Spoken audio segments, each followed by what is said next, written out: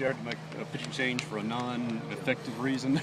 Yeah, that was a frightening moment for us. Jacob, you were hoping it wasn't going to be right in the kneecap. It was on the side, so we feel like, he's going to be okay. But obviously, I'm not a doctor, so we'll usually really find out about these things the next day, and we'll get an MRI and find out what's going on there. But, hopefully, it was a frightening moment.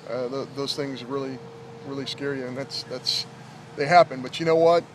You don't ever want that stuff to happen. When they do, that's when you wouldn't want to find out about your ball club. And this is a good club. I give them all the credit in the world. They're good because they're experienced. They know how to play. You look at their lineup, and there's a ton of senior, junior in there, and that's why they're winning a lot of baseball games. So I thought we did some good things in this ball game. I thought we defended very well. I thought Sam Frost made some outstanding defensive plays. I think the play Frazier, they weren't hard hit, so it was easy. Yeah.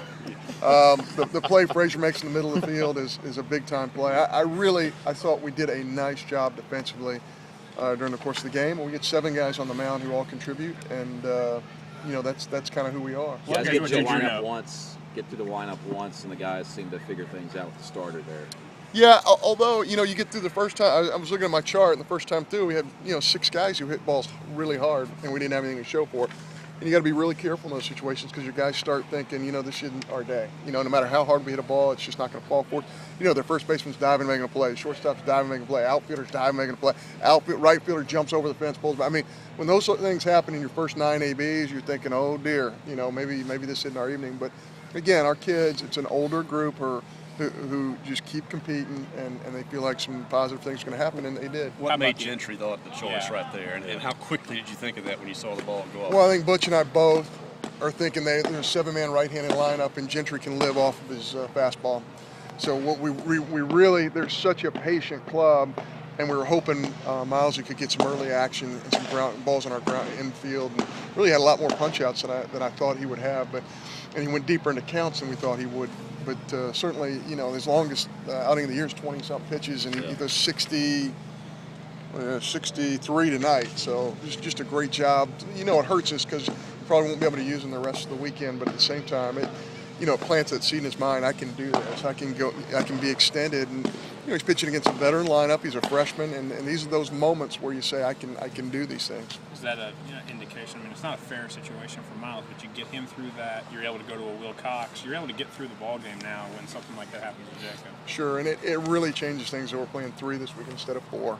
So that brings Will Cox into focus in a game like this. And I thought he came in and just threw the ball very, very well. So we're really pleased with what he did as well.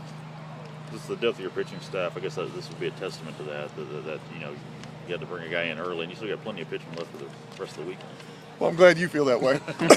But tomorrow, obviously, Evan, you never feel like you have plenty of anything. But, we like our club and we like our staff. But, Evan tomorrow, if he can command a breaking ball the way he did last weekend and throw more strikes with his fastball, and we'll have Ross on the other side. It's a big contrast between those two styles and the way they pitch. And, we're very hopeful between those two guys we can get deep enough into the game to where we can use those last 2 or 3 guys. Are you looking for like a look out of Miles when that happens, where you say, okay, you're in? I mean, it seems like he could have. He's a freshman. He could be like, whoa, this is too big a moment. You know what, Matt? That's a great question, and the answer is no.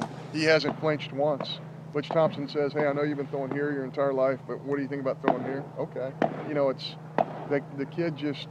You keep waiting for him to become a freshman, and he just doesn't. He just keeps on going out there and throwing fastballs with movement at the bottom of the zone. Sometimes, 87, 80, 88, which from that arm angle is very unusual. And, this is a guy who's going to have a lot of appearances at Mississippi State if he stays healthy.